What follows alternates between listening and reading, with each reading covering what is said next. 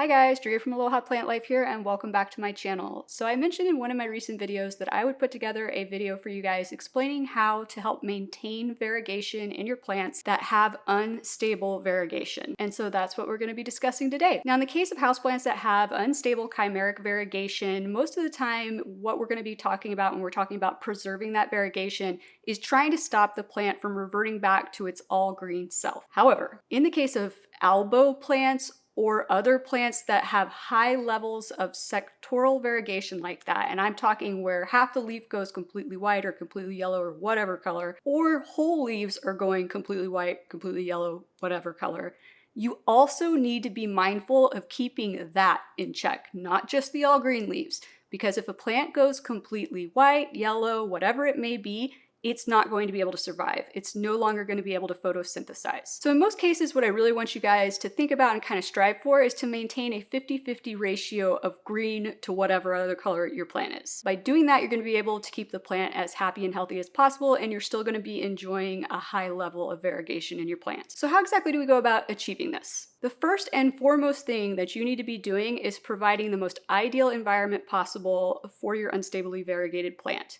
That means it needs to be getting the appropriate amount of lighting for that plant. It needs to get the right level of humidity. You need to make sure you are not overwatering it or underwatering it. You need to make sure the temperature is correct, and you need to make sure that you're fertilizing correctly, meaning that you're not under fertilizing and you're not over fertilizing. And while we're on the topic of fertilizers, you really need to pay attention to what kind of fertilizer it is that you're using for your unstably variegated plants. So you're really going to want to make sure you're giving them something that is lower in nitrogen than it is in phosphorus and potassium. And the reason for that is that nitrogen is what helps plants produce chlorophyll. So if you're feeding your unstably variegated plant a fertilizer with high levels of nitrogen, all you're doing is helping to encourage the green growth. So I would recommend using a liquid fertilizer that is a 4-10-3 when it comes to NPK. Now, even if you are getting all of those environmental conditions right and you're fertilizing correctly, we know from the video that I gave you on understanding variegation that that plant could still try to go all green, and it could still try to go all white or yellow or whatnot. So what you have to do is periodically prune back the excessive growth, whether it be all the green growth or the other color growth. Now, that does not mean that the second a full green leaf comes in, you are going in there and chopping it off. You want to look for a gradual decline in variegation or a gradual increase in variegation. When that happens, once you see it start to slowly take over,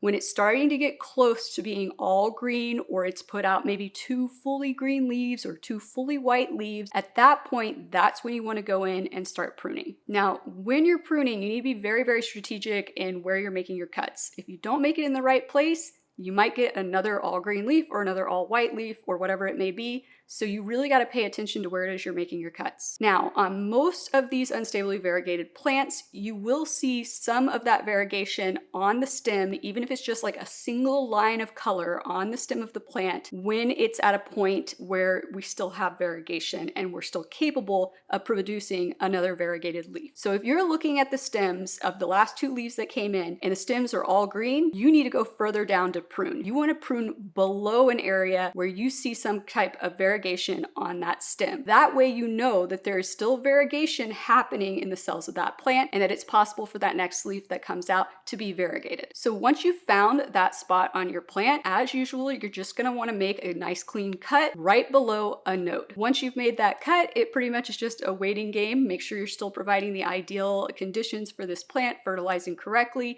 and hopefully the next leaf that comes in will be beautifully variegated. Now, regarding that piece that you cut off, by all means, propagate it. Why not?